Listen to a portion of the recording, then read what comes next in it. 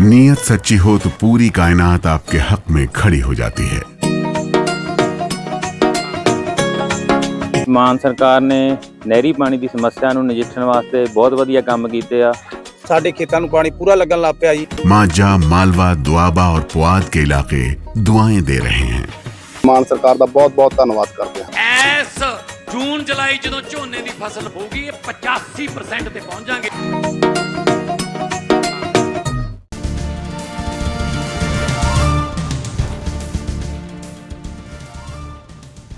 नारेबाजी, चक्का जाम और भारी बवाल। एमपी के दतिया में नरोत्तम मिश्रा के समर्थकों ने खोला मोर्चा। बीजेपी ऑफिस की छत पर चढ़े प्रदर्शनकारी। दतिया उपचुनाव को लेकर नरोत्तम मिश्रा के टिकट मामले में हुए बवाल के बाद प्रशासन सख्त। धारा 163 लागू। सभा जुलूस पर लगी रोक। व्यापार मंडल ने बुलाया दतिया बंद। जंतर मंतर पर कॉकरोच जनता पार्टी का प्रदर्शन आज भी जारी। शिक्षा मंत्री धर्मेंद्र प्रधान की इस्तीफे की मांग पर अड़े हैं युवा। कहा जब तक इस्तीफा नहीं होगा तब तक चलेगा प्रदर्शन। राम मंदिर चढ़ावा चोरी पर मंदिर ट्रस्ट के अध्यक्ष नृपेंद्र मिश्रा का बड़ा बयान। कहा चढ़ावा चोरी प्रकरण एक कलंक, व्यवस्था में सुधार होने की कही बात। राम मंदिर में चढ़ावा चोरी की घटना का दिखा असर। मंदिर में नगद चढ़ावे में आई कमी। अब 10, 20, 50 के नोट ज्यादा, 100, 500 के नोट हुए कम। मेरठ में दलित छात्र की जान जाने के मामले में पीड़ित परिवार से मिले सपा प्रमुख अखिलेश यादव। छात्रा की मां को दी 2 लाख रुपए की आर्थिक सहायता। यूपी सरकार और पुलिस पर लगाए गंभीर आरोप। बांकीपुर उपचुनाव में बीजेपी के नए कैंडिडेट नीरज कुमार सिन्हा के बायोडेटा में बड़ी गड़बड़ी आई सामने। बायोडेटा में 1994 में जन्म लेकर 2006 में बीजेपी ज्वाइन करने की कही गई है बात।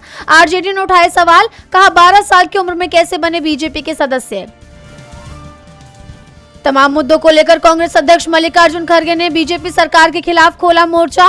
कहा भ्रष्टाचार का प्राय बन चुकी है बीजेपी। एक घोटाला खत्म नहीं होता, दूसरा सामने आ जाता है। एक ही बारिश में ध्वस्त हुआ मेरठ कोटद्वार नेशनल हाईवे। कांग्रेस ने बीजेपी और परिवहन मंत्री नितिन गडकरी को घेरा। कहा अलग ही लेवल पर हो रहा है करप्शन।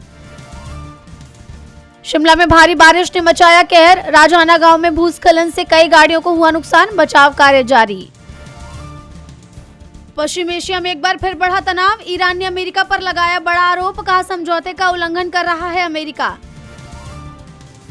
अमेरिकी राष्ट्रपति डोनाल्ड ट्रंप ने ईरान को दी बड़ी धमकी। कहा इतनी मिसाइलें मारेंगे कि तबाह हो जाएगा पूरा ईरान। ट्रुथ सोशल पोस्ट में दी चेतावनी। नेपाल की बैलेंस सरकार ने भारतीय बॉर्डर पर दी बड़ी राहत। 18 कस्टम पॉइंट्स पर खोली एंट्री। अब 9 किलोमीटर तक आवाजाही होगी मुफ्त। पीएम मोदी के न्यूजीलैंड दौरे का आखिरी दिन आज। इस दौरान भारत न्यूजीलैंड के बीच 18 समझौते पर बनी सहमति। डिफेंस, डेयरी, ट्रेड समेत कई डील इसमें हैं शामिल। कपिल शर्मा कैफे पर फायरिंग करने वाला रैकेट हुआ गिरफ्तार। गरिंदर देव बताया जा रहा है आरोपी का नाम। फ्रांस से हुई गिरफ्तारी। लॉरेंस बिश्नोई गैंग से था कनेक्शन। अब सस्ती होंगी कई जरूरी दवाएं। सरकार ने 39 दवाओं के दाम किए तय। अब इनमें हाई बीपी, डायबिटीज, HIV, हृदय रोग और आंखों की दवाएं हैं शामिल। NRI के लिए KYC प्रक्रिया आसान बनाने की तैयारी में सेबी। अब बैंक शाखाओं में खुद जाने की नहीं पड़ेगी जरूरत। निवेशक विदेश में रहते हुए ही वीडियो आधारित सत्यापन के माध्यम से पूरी कर सकेंगे प्रक्रिया।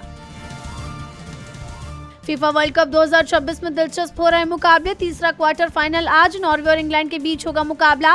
रात 2:30 बजे से शुरू होगा मैच। कॉमेडी छोड़ अब एक्शन करते नजर आएंगे अपार शक्ति खुराना। इमरान हाशमी की आगामी फिल्म गन मास्टर G9 में निभाएंगे विलन का रोल। इंस्टाग्राम पर साझा की फिल्म से अपने लुक की झलक। अमेरिकी एक्टर मैट डेमन ने जताई शेखर कपूर संग काम करने की इच्छा। कहा 20 साल से अधूरा है ये सपना। फिल्म द 4 फेदर्स में काम न कर पाने को लेकर जताया अफसोस।